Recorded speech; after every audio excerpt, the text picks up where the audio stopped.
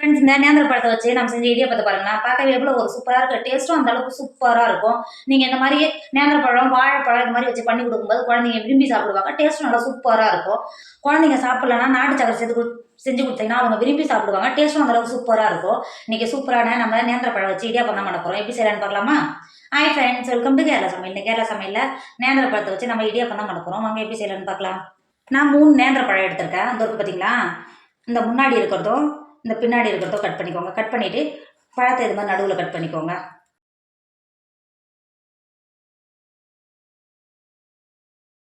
இந்த மாதிரி கட் பண்ண நேந்திர பழத்தை ஒரு இட்லி பாத்திரம் வச்சுக்கோங்க.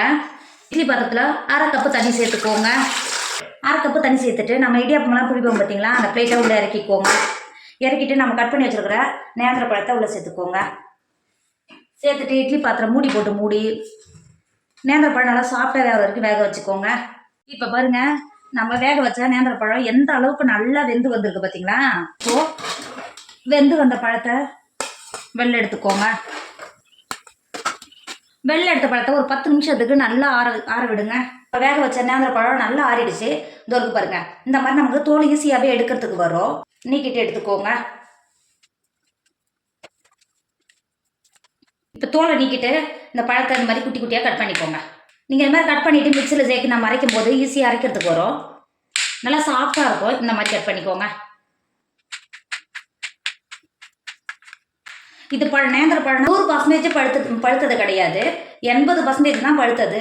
மீதி 20% இது காயாக தான் இருக்குது. அதனால தான் வேக வைக்கும் போது இந்த அளவுக்கு நல்ல மஞ்சள் கலர் பார்த்தீங்களா, எந்த அளவுக்கு நல்லா மஞ்சள் கலர் இருக்குது பாருங்க. இப்போ கட் பண்ணிவிட்டு கட் பண்ண பழத்தை இப்போ ஒரு மிக்ஸி ஜார் எடுத்துக்கோங்க. நம்ம கட் பண்ண பழத்தை மிக்ஸி ஜாரில் சேர்த்துக்கோங்க. சேர்த்து கொடுத்துட்டு மிக்ஸி மூடி போட்டு மூடி தண்ணி எதுவும் சேர்க்காம நல்லா அரைச்சி எடுத்துக்கோங்க. பாருங்கள், நான் தண்ணி எதுவும் சேர்க்காமலே அரைச்சா ரொம்ப அரைக்கிறதுக்கு ரொம்ப கஷ்டமாக இருக்குது. இப்போது 2 டேபிள் ஸ்பூன் மட்டும் தண்ணி சேர்த்துக்கோங்க. தண்ணி சேர்த்துட்டு மிக்ஸி மூடி போட்டு மூடி அரைச்சிக்கோங்க. இப்போ நான் தண்ணி சேர்த்து அரைச்ச பிறகு எந்த அளவுக்கு நல்லா அரைஞ்சி வந்துருக்கு பார்த்தீங்களா. இப்போ அரைச்ச நேந்திர பழத்தை மாற்றி வச்சுக்கோங்க. இப்போ ஒரு பவுல் வச்சுக்கோங்க. 250 கிராம் கப்பில் நான் 2 கப்பு நல்லா வறுத்த அரிசி மாவு பார்த்தீங்களா, நீங்கள் கடையில் கேட்டாவே தருவாங்க. அந்த அரிசி மாவு தான் சேர்த்துக்கிறேன். உங்களுக்கு வறுத்த அரிசி மாவு கிடைக்கலன்னா நீங்கள் அரிசி மாவை நல்லா ஒரு 10 நிமிஷத்துக்கு பாத்திரத்தில் மாற்றிட்டு அரைச்சினாவே நமக்கு இடியாப்பத்துக்கு சூப்பராக மாவு ரெடி ஆகிடும். இப்போ ஒரு பாத்திரத்தில் சேர்த்து கொடுத்துக்கோங்க.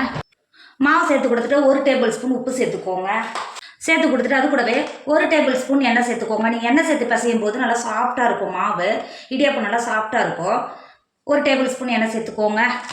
உப்பு எண்ணெயெல்லாம் சேர்த்து கொடுத்துட்டு கை வச்சு இந்த மாதிரி நல்லா உப்பு எண்ணெயெல்லாம் சேர்த்து நல்லா கலந்து கொடுத்துக்கோங்க. கை வச்சு இந்த மாதிரி நல்லா பசஞ்சு கொடுத்தோம்னா நல்லா கலந்து வந்துடும். இப்போ கலந்து கொடுத்துக்கோங்க. கலந்து கொடுத்துட்டு நம்ம ஏற்கனவே அரைச்சி மாற்றி எடுத்து வச்சுருக்கோம்ல நேந்திர பழம், அதை உள்ள சேர்த்துக்கோங்க.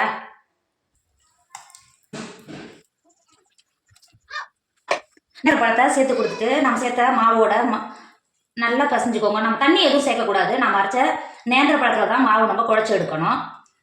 மாவை நல்லா சாப்பிட்டா சப்பாத்தி மாவு பழத்துக்கு நல்லா குழச்சி எடுத்துக்கோங்க.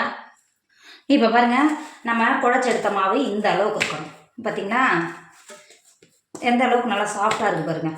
இப்போ மாவை மாற்றி வச்சுக்கோங்க. நான் இடியாப்பம் பிழியறதுக்கு இடியாப்பாச்சி எடுத்துருக்கேன். இந்த இருக்குது பார்த்தீங்களா, இதில் நல்லா எண்ணெய் தேய்ச்சி கொடுத்துக்கோங்க. நீங்கள் இடியாப்பாச்சில் எண்ணெய் தேய்ச்சி கொடுத்துட்டு இடியாப்பம் பிழிஞ்சிங்கன்னா அச்சில் ஒட்டாமல் வரும். இந்த மாதிரி நல்லா எடுத்தும் அப்ளை பண்ணி கொடுத்துக்கோங்க. இந்த மாதிரி தேய்ச்சி கொடுத்துட்டு இடியாப்பாச்சி எடுத்துருக்கிறது பார்த்தீங்களா, இதுலேயும் எண்ணெய் தேய்ச்சி கொடுத்துக்கோங்க.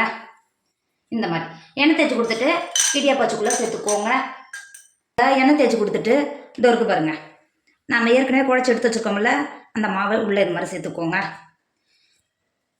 உங்களுக்கு எந்த அளவுக்கு மாவு தேவையோ அந்த அளவுக்கு சேர்த்து கொடுத்துக்கோங்க. சேர்த்து கொடுத்துட்டு இடியாப்பம் வச்சு மூடி போட்டு இந்த மாதிரி நல்லா டைட்டாக டைட் பண்ணிக்கோங்க. நமக்கு சுற்றும் போது ஈஸியாக இருக்கும்.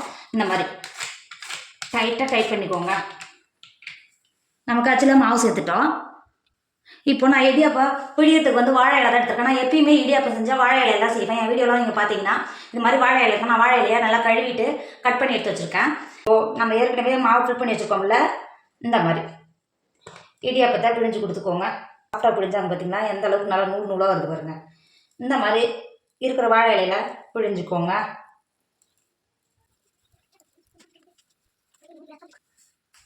இப்போ இருக்கிற இடியாப்பத்தெல்லாம் இந்த மாதிரி ஒவ்வொரு பீஸ் வாழை இலையிலையும் பிழிஞ்சு எடுத்துக்கோங்க. இப்போது இட்லி பாத்திரத்தில் தண்ணி வச்சு தண்ணி நல்லா கொதிக்க ஆரம்பிச்சிருச்சு. நம்ம இட்லி எல்லாம் ஊற்றும் பார்த்தீங்களா, இட்லி பிளேட்டை உள்ளே இறக்கிக்கோங்க. இறக்கிட்டு நம்ம ஏற்கனவே பிழிஞ்சு எடுத்து வச்சுருக்கோம்ல இடியாப்பத்தை இந்த மாதிரி சேர்த்துக்கோங்க. நீங்கள் இந்த மாதிரி வாழை இலையில் பண்ணால் 4, 5 அது மாதிரி வச்சு நல்லா வேக விடலாம். சீக்கிரமாகவும் வெந்து வந்துடும். இந்த மாதிரி உள்ளே சேர்த்துக்கோங்க. இந்த மாதிரி சேர்த்து கொடுத்துட்டு இட்லி பாத்திரம் மூடி போட்டு மூடி இடியாப்பத்தை நல்லா வேக விடுங்க. 20 நிமிஷத்துலேயே நல்லா வெந்து வந்துடும். வேக விடுங்க. இப்போ பாருங்கள், நூல் போட்டு வேக வச்சு 20 நிமிஷம் ஆயிடுச்சு. எந்த அளவுக்கு நல்லா ஆவி வருது பார்த்தீங்களா? இங்கே பாருங்கள், எந்த அளவுக்கு நல்லா வெந்து எந்த அளவுக்கு கலராக இருக்குது பாருங்கள். இப்போ வேறு ஒரு பிளேட்டுக்கு மாற்றிக்கோங்க. இப்போ பாருங்கள், நம்மளோட இடியாப்பம் சூப்பராக ரெடி ஆகிடுச்சு. இதோட டேஸ்ட் அந்த அளவுக்கு சூப்பராக இருக்கும். நீங்கள் இந்த இடியாப்பத்தை கூட தேங்காய் பால், நாட்டு சக்கரை வச்சு குருமா இதெல்லாம் சேர்த்து சாப்பிடும்போது இதோட டேஸ்ட் அந்த அளவுக்கு சூப்பராக இருக்கும். நம்ம நேந்திரப்பழம் சேர்த்து செஞ்சதால் உடம்புக்கும் ரொம்ப ரொம்ப ஹெல்த்து.